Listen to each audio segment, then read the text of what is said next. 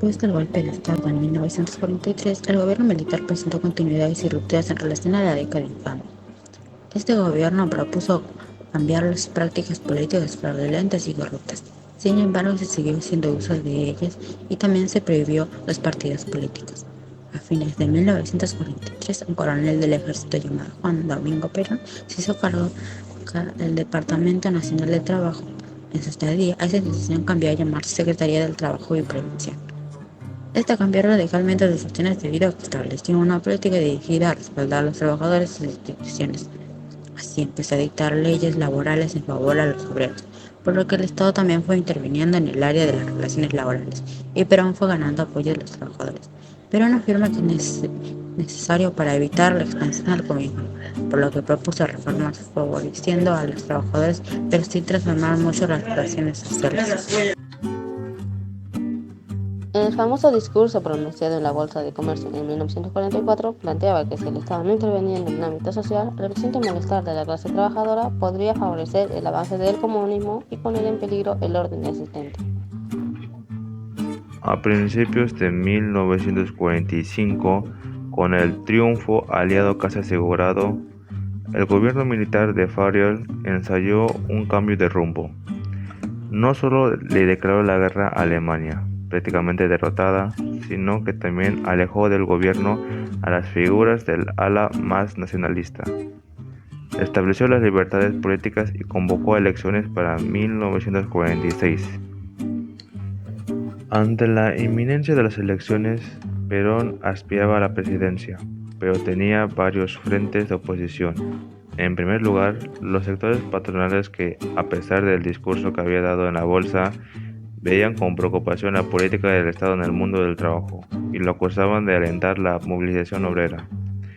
Por otro lado, se constituyó un frente común, formado por estudiantes universitarios, profesionales e intelectuales, que rechazaban la identificación de Perón con el nacionalismo antiliberal.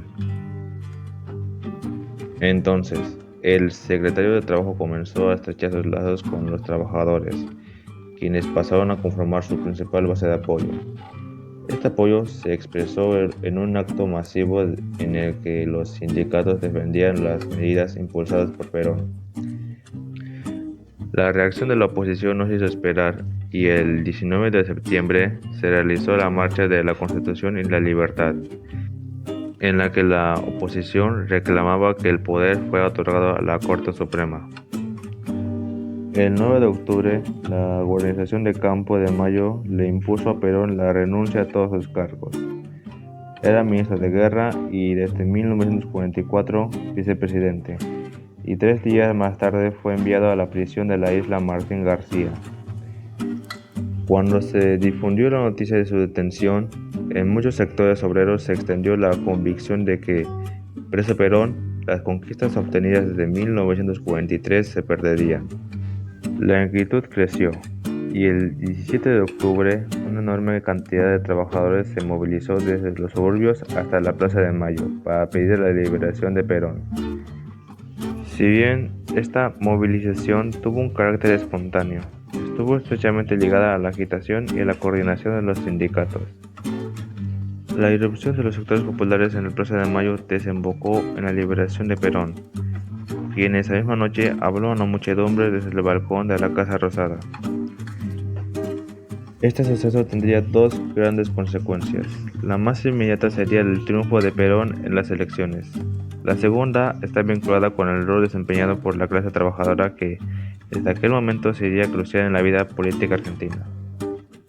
El 24 de febrero se llevó a cabo las elecciones.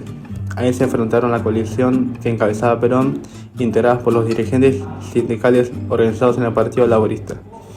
La UCR, cuyo líder era Hortensio Quijano, fue candidato a vicepresidente. Y el Partido Independiente, la oposición en tanto se nucleó en la Unión Democrática formada por la UCR, el Partido Socialista, el Partido Democrático Progresista y el Partido Comunista. La exclusión del Partido Conservador dividió las fuerzas entre la fórmula de la Unión Democrática y la del Partido Laborista. La fórmula de Perón ganó con el 54% de votos. Una vez en el gobierno, empezó a obtener un mayor control sobre la oposición. Inició un juicio político a la Corte Suprema. Había obstruido sus medidas de reforma laboral. Los integrantes fueron sustituidos respecto de la universidad. En cuanto a los periódicos que lo criticaban, fueron clausurados. La doctrina peronista. Si bien se ha sostenido que el peronismo carecía de bases ideológicas firmes y el mismo Perón lo definía como una filosofía de vida simple, práctica y popular, contó con algunas ideas básicas sobre las que organizó su discurso. Una de ellas era la de la justicia social, que aludía a las injusticias sociales existentes y a la convicción de que su solución no provendría de un cambio revolucionario, sino que sería producto de la acción del Estado. A través de mejoras parciales, el Estado garantizaría los derechos de los más débiles y arbitraría entre obreros y patrones. Otra de las nociones centrales de la doctrina peronista era la de la tercera posición. Perón presentaba su movimiento como una alternativa a los grandes sistemas políticos e ideológicos que dividían el mundo en esa época. Frente a los extremos del individualismo capitalista encarnado por los Estados Unidos y del colectivismo marxista representado por la URSS, la tercera posición, emparentada con el pensamiento social de la Iglesia, era presentada como la superación del dilema. En el campo de las relaciones internacionales, la tercera posición justificaba una política que se proclamaba independiente de los dos bloques en conflicto, aunque esta posición no disimulaba su preferencia por el bloque occidental, cada vez más evidente a partir de los intentos de acercamiento a los Estados Unidos.